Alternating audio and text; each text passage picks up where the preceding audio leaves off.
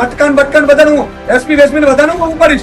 જે પોલીસનો કર્મચારી છે બિચારો એકદમ નર્માસથી વાત કરે છે. એકલો જોઈને આ લોકોને વધારે સુરાતન ચડ્યું વાત કરવા માટે કે અમે સસ્પેન્ડ કરાવી દઈશું ને જાણે કે એ પોતે હોમ મિનિસ્ટર હોય. નમસ્કાર, હું છું વિક્રમ વકીલ અને તમે જોઈ રહ્યા છો હોટલાઇન ન્યૂઝ.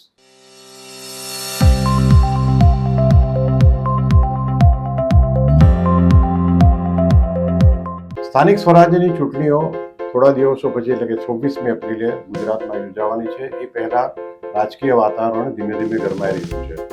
ખાસ કરીને આમ આદમી પાર્ટીના ગુજરાતના પ્રમુખ ઈશુદાનભાઈ ગઢવીએ જે તમાશો કર્યો પોલીસ સ્ટેશનમાં જઈને અને ત્યાર પછી એમની સામે ફરિયાદ કરી અને ફરજમાં રૂકાવટનો આક્ષેપ થયો અને એમની ધરપકડ કરવામાં આવી છે. એમના સહિત બીજા 30 આરોપીઓના નામ પણ છે. બન્યું એવું હતું કે ખંભાળિયા પોલીસે કોઈ ગુનામાં ગંભીર પ્રકારના ગુનામાં આમ આદમી પાર્ટીના કોઈ કાર્યકરની ધરપકડ કરી હતી. એને છોડાવવા માટે આખું ટોળું ગયું હતું. ત્યાં જે તમે આ વિડીયો આપણે પણ તમે જોશો હમણાં થોડી વખતમાં, તો એ વિડીયોમાં તમે જોઈ શકશો કે ત્યાં હાજર જે પોલીસનો કર્મચારી છે બિચારો એકદમ નર્માસથી વાત કરે છે. એકદમ સીધો માણસ છે ને એકલો જોઈને આ લોકોને વધારે સુરાતન ચડ્યું. અને જે પોલીસની સાથે રિસ્પેક્ટ રાખવી જોઈએ એ રિસ્પેક્ટ ભૂલી જઈને ગમે તેમ વાત કરવા માટે કે અમે સસ્પેન્ડ કરાવી દઈશું ને જાણે કે એ પોતે હોમ મિનિસ્ટર હોય. આ લોકોએ 2 જણાને ઊભા કરી એની સ્કૂટી ને કીધું કે તમે વાંગાને મારવાનો છે, તોડાવડાવ્યું અને પેલો ફરિયાદ કરવા અહીંયા આવ્યો છે અને એની સામે ફરિયાદ કરી નાખી. અને એ ઈશુદાન ગઢવીના એરિયામાં ક્યાં દારૂના અડ્ડાઓ ને મટકાન બટકાન બધાનું એસપી વેસપી બધાનું હું કરીશ. હજુ તો આ લોકો ચૂંટાયા નથી. તમે એ વિચારો કે હજુ તો આ લોકો સત્તામાં આવ્યા નથી. એ પહેલા આટલો આ લોકો દાદાગીરીને રોફ છે, તો સત્તામાં આવ્યા પછી તો પોલીસની શું હાલત કરશે આ લોકો? જે રીતે એમણે પોલીસ વિશે ગમે તેમ બકવાસ કર્યો, ત્યાર પછી મને ખ્યાલ આવી જ ગયો હતો કે ઉપલા લેવલે આની નોંધ લેવા થયેલા એસપીએ તરત જ એમની સામે ફરિયાદ દાખલ કરાઈ અને એમની ધરપકડ થઈ. એટલે એમને તો વિક્ટીમ કાર્ડ રમતા બહુ સારું આવડે છે આમ આદમી પાર્ટીને. એટલે ઉપરથી સૂચના આવી હશે કે તમે બધા બિચારા બનીને બેસી જાઓ. એટલે પલાઠી વાળીની નીચે જમીન પર બધા આરોપીઓની જેમ એમને બેસાડવામાં પણ આવ્યા પોલીસે. ને શું કે ત્યાર પછી આ ઈશુદાન ગઢવી કરી શક્યા નથી. હવે ચૂંટણી નજીક આવશે ત્યારે આ જ પ્રકારના બનાવો વધતા રહેવાના છે. એ બાબતે સ્થાનિક સ્વરાજ્યની ચૂંટણી વિશે થોડું પણ અમે આજે વાત કરીશું. મારી સાથે જોડાયા છે જાણીતા પત્રકાર કિરીટભાઈ ત્રિવેદી. કિરીટભાઈ, આપનું સ્વાગત છે. જી, ધન્યવાદ. કિરીટભાઈ, આ લોકોનું જે બિહેવિયર હોય છે આમ આદમી પાર્ટીને, ગોપાલ ઇટાલિયાથી માંડીને ચૈતર વસાવા તો હજુ મને વ્યવસ્થિત લાગે છે. આ બધામાં થોડું સૌમ્ય એમનો હોય છે, એમને બોલવાનું પણ સૌમ્ય હોય છે. પણ આ લોકો તો આખું ગુજરાત ખરીદી લીધું હોય એ રીતે તમે એમના નિવેદન હતો. આ રીતે તો હર્ષ સંઘવી કે CR પાટીલ પણ આટલી દાદાગીરીની વાત નથી કરતા, જ્યારે એ લોકો તો મિનિસ્ટર છે, સત્તામાં છે. તો અત્યારથી જો આ લોકો આ રીતે બિહેવ કરવાના હોય તો સત્તામાં આવ્યા પછી તો શું હાલત કરશે? સત્તામાં આવ્યા પછી શું હાલત કરશે એ બીજા નંબરની વાત છે. પહેલા નંબરની વાત એ છે સાહેબ કે આ આખી પાર્ટીના પ્રોપેગન્ડા તમે ટોપ લેવલથી જુઓ, દિલ્હીના લેવલથી જુઓ તો તમને ખ્યાલ આવી જશે કે આ લોકો પ્રજાની વચ્ચે રહેવા માટે, ચર્ચામાં રહેવા માટે આવા પ્રકારની નોટંકી કરતા રહે છે.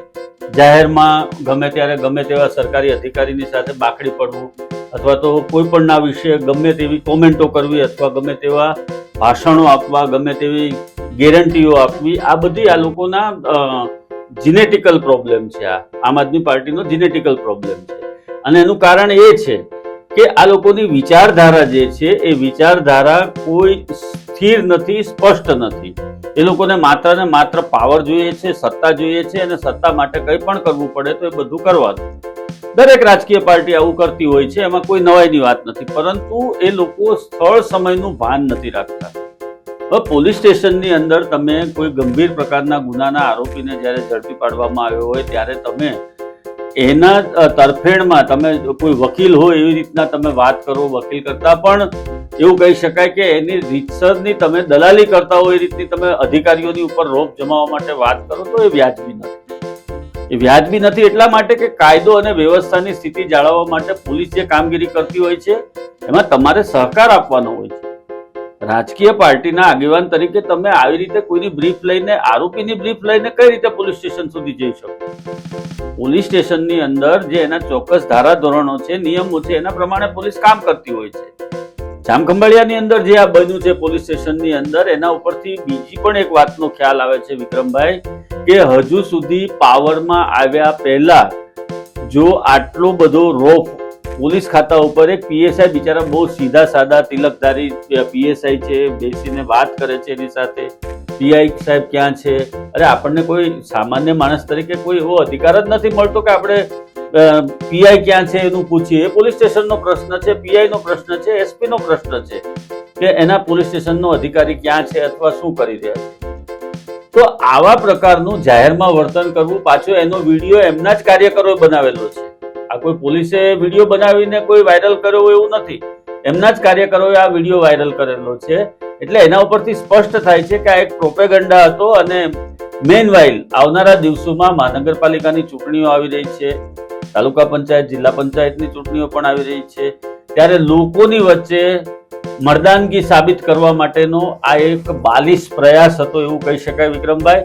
અને રાજકીય લાભ ખાટવા માટે આવા પ્રકારના પ્રોપેગન્ડા હજુ આવનારા દિવસોમાં આપણને વધારે જોવા મળશે. એ નિવેદનો હોઈ શકે છે, એ દેખાવો હોઈ શકે છે, કંઈ પણ હોઈ શકે. પણ કિરીટભાઈ, આનું ફરી આપણે એમ કહીએ કન્વર્ઝન મતમાં થશે કે એક સવાલ છે, કારણ કે લોકોને ઘણી વખત એ ડિપેન્ડ્સ કે તમારા લોકોની વિચારસરણી એ એરિયાના લોકોની વિચારસરણી કેવી છે. મોટે ભાગના ગુજરાતી લોકોને આ પ્રકારના રાજકારણીઓ પસંદ આવતા નથી, જે આક્ષેપો કરીને પછી ભાગી જતા હોય. ખરેખર તો લોકો માટે ડેવલપમેન્ટનું શું કામ કરશે એમના કોઈ મુદ્દા હજુ સુધી આમ આદમી પાર્ટી આપ્યા નથી કે કોંગ્રેસે પણ આપ્યા નથી કે ભાઈ તમે આવશો સત્તા પર તો શું કરશો, તમે રસ્તાનું કામ કરશો, ડેવલપમેન્ટનું બીજું કામ શું કરશો, પાણીનો પ્રશ્ન લોકોનો હલ કરશો. કારણ કે આ ચૂંટણી કે લોકસભા કે વિધાનસભાની નથી, પરંતુ કોર્પોરેશન, નગરપાલિકા, જિલ્લા પંચાયતની કે તાલુકા પંચાયતની ચૂંટણીઓ છે. એટલે સ્થાનિક જે પ્રશ્નો છે, સ્થાનિક સમસ્યાઓ છે લોકોની, એના પર ચર્ચા થવી જોઈએ. આના પર યુદ્ધની, અમેરિકાની, ઈરાકની વિશે પણ ચર્ચા ન થઈ જોઈએ. પણ આપણે ત્યાં દુઃખની વાત એ છે કે રાજકીય પક્ષો મૂળ મુદ્દાને બાજુ પર ભૂલી જઈને કંઈ ભળતી વાતો કરવા માંડે છે. એટલે આમ આદમી પાર્ટી માટે ભલે ભૂતકાળમાં એમણે સુરત કોર્પોરેશનમાં સારો દેખાવ કર્યો હતો, પરંતુ આ ચૂંટણીમાં એમના માટે એટલું સહેલું એટલા માટે નહીં હોય કે દિલ્હીમાં પણ એમનો રકાસ થઈ ગયો છે. વિધાનસભાની ચૂંટણીમાં દિલ્હી કોર્પોરેશનની ચૂંટણી પણ આમ આદમી પાર્ટી હારી ગઈ છે. તો હવે જો દિલ્હીમાં જ્યાં એનો ગઢ મનાતો હતો ત્યાં હાલત થઈ હોય, પંજાબમાં પણ હમણાં જે છેલ્લા સર્વે આવ્યા એની ઇમેજ ખૂબ ખરાબ છે. અને જ્યારે પંજાબમાં ચૂંટણી આવશે ત્યારે ફરીથી ચૂંટાઈને આવવું અઘરું છે એમના માટે. તો મને લાગે છે કોંગ્રેસ તો સાવ હથિયાર હેઠળ નાખી દીધા છે. એટલે આ ચૂંટણી જે આવશે સ્થાનિક સ્વરાજ્યની ચૂંટણી, એ કદાચ ભાજપ વર્સિસ આમ આદમી પાર્ટીનો મુખ્ય યુદ્ધ બની રહેશે. સિવાય કે કોંગ્રેસ કઈ છેલ્લી ઘડીએ નેતાગીરી ઊંઘમાંથી જાગે અને આક્રમકતાથી ઉતરે, અને ખાસ કરીને એનો ચૂંટણી ઢંઢેરોમાં એવું કે વચન હોય કે મતદારોને આકર્ષી શકે અને મતદારો સુધી વાત પહોંચી શકે, તો કદાચ ત્રિપાખીયો જંગ બને. કિરીટભાઈ, ત્રિપાખીયો જંગ તો આમ પણ રહેવાનો છે, કેમ કે કોંગ્રેસ એટલી હજી નેસ્ત નાબૂદ નથી થઈ ગુજરાતમાંથી. ભલે એના ધારાસભ્યોની સંખ્યા ઓછી છે, ઘણી બધી તાલુકા પંચાયતો કે જિલ્લા પંચાયતો કે મહાનગરપાલિકા તો એક પણ નથી એમની પાસે, પરંતુ કોંગ્રેસને બિલકુલ લખી વાળવાનો કોઈ પ્રશ્ન નથી. મને એક વાત તો બીજી પણ ખબર છે સાહેબ, કે સુરતની અંદર આટલા કોર્પોરેટરો ચૂંટાઈને આવ્યા, 22 કોર્પોરેટરો ચૂંટાઈને આવ્યા આપણે ત્યાં. ત્યાર પછી એમાંથી 10-12 જણા જે હતા એ તો ઓલરેડી ભારતીય જનતા પાર્ટીના સમર્થનમાં રાજીનામા આપીને ઘર ભેગા થઈ ગયા હતા એમ કહી શકાય. એના સિવાયના જે હતા એમના ઉપર પણ ભ્રષ્ટાચારના સંખ્યાબંધ આરોપો લાગ્યા છે. આપણે આમ આદમી પાર્ટીનો વિરોધ કરીએ છીએ કે ભારતીય જનતા પાર્ટીની તરફેણ કરીએ છીએ એવી કોઈ વાત નથી, કે કોંગ્રેસની તરફેણની વાત નથી. જે વાસ્તવિકતા છે એ આ વાસ્તવિકતા છે. બીજું કે તાલુકા પંચાયત, જિલ્લા પંચાયતની અંદર હજુ આપણે જેટલું માનીએ છીએ એટલી કોંગ્રેસને લખી વાળવા જેવી નથી. એનું કારણ એ છે કે એના જે મૂળ પાયાના કાર્યકરો છે એ લોકો થોડા ઘણા અંશે પણ મહેનત કરશે તો એમને સારા પરિણામો મળી શકે છે. કમસે કમ એમની સીટો જાળવી રાખવામાં પણ એમને સફળતા મળે એવું બની શકે છે. આમ આદમી પાર્ટી તો વાયદા બજાર છે, બહુ મોટું વાયદા બજાર છે. એ લોકો કદાચ ભળતી જાહેરાતો કરશે કે આટલા રૂપિયાના વેરા માફી કરીશું, કે આટલું આ કરીશું, આટલું આ કરીશું, એ બધી વાતો કરી શકે છે. પણ આ પ્રજા, ગુજરાતની પ્રજા એમાં ભેરવાઈ જાય કે ભોળવાઈ જાય એવું માનવાને કોઈ કારણ નથી. આ એક વાત ચોક્કસ છે કે એન્ટી ઇન્કમ્બન્સીનો લાભ જે મળવાનો છે એ લોકોને, જે 2-5% વોટ શેર એ લોકો ખેંચી જાય છે, એમાં થોડો ઘણો બેનિફિટ થઈ શકે, પરંતુ બિલકુલ જ એ લોકો કોઈ પેલા ઉપર આવી જાય કે સત્તામાં આવી જાય એવું અત્યારે કોઈ ચિત્ર દેખાતું નથી. અત્યારે તો એકમાત્ર ભારતીય જનતા પાર્ટીના એજન્ડા જ ચાલે છે અને વિકાસની જે વાતો છે એના ઉપર જ લોકો મતદાન કરતા હોય છે. અને ખાસ કરીને કોંગ્રેસ, તમે જે કીધું કે સફાળી જાગીને બેઠી થાય, કોંગ્રેસને પણ આત્મમંથન કરવાની તો જરૂર છે જ. આમ આદમી પાર્ટી એનો ખેલ બગાડે છે, એ પણ એને સમજી લેવાની જરૂર છે કે આમ આદમી પાર્ટી એનો ખેલ કઈ રીતે બગાડે છે. ભાઈ સુરતમાંથી એમનું નામો નિશાન લગભગ મીટી ગયું છે કોંગ્રેસનું. આજે કોર્પોરેશન લેવલે પણ એ લોકોના કોઈ પ્રતિનિધિ નથી રહ્યા. તો આની ઉપર એ લોકો કામ કરશે તો મહદઅંશે કોંગ્રેસના દેખાવમાં સુધારો થશે. પરંતુ આમ આદમી પાર્ટી જે પ્રમાણે લખી આપવાની વાત કરે છે, અને તમને યાદ હોય તો તાજેતરમાં જે ઇલેક્શન આપણે પૂરું થયું વિધાનસભાનું, ત્યારે અરવિંદ કેજરીવાલે સુરતમાં જ નિવેદન આપ્યું હતું કે મેં આપકો ચિઠ્ઠી लिख के देता हूँ કે આમ આદમી પાર્ટી की ગુજરાત में સરકાર બન રહી है. શું હાલત થઈ? એવા દાવાઓ કરવા અને એક હવા ઊભી કરવી એ લોકોનું કામ છે, પણ વાસ્તવિકતાની જમીન ઉપર આમ આદમી પાર્ટી એટલો બધો સારો દેખાવ કરશે કે એ લોકો સત્તા સ્થાને આવી જશે બધી જગ્યાએ અથવા તો અમુક જગ્યાએ, એવું માનવાને કોઈ કારણ નથી અત્યારના સંજોગોમાં, સિવાય કે પછી કંઈક નવું કાર્ડ ઉતરે એ લોકો અને પ્રજા એની સાથે ભરમાઈને ભોળવાઈને એ લોકોની સાથે કનેક્ટ થઈ જાય તો થોડો ઘણો ફેરફાર પણ થઈ શકે છે. જો કિરીટભાઈ, જો આ લોકોએ અને આમ આદમી પાર્ટીએ પોતાની ઇમેજ સુધારવી હોય તો જે રીતનું બિહેવિયર સુદાન ગઢવીએ પોલીસ સ્ટેશનમાં કર્યું, આ વખતે પણ અને ભૂતકાળમાં પણ ઘણી વખત પોલીસ સ્ટેશનોમાં કે બીજી કલેક્ટર ઓફિસમાં જઈને અધિકારીઓને તડાવવા, એમને રિડિક્યુલ કરવા, એમને અપમાનિત કરવા, આ તમે એક કોઈ પણ સરકારી અધિકારી હોય, તમારી માંગણી તમે રજૂ કરી શકો છો, એક રિસ્પેક્ટથી વાત કરી શકો છો. તમને બેસવાનું નહીં કહેવામાં આવે ત્યાં સુધી તમારે ઊભા રહેવું જોઈએ.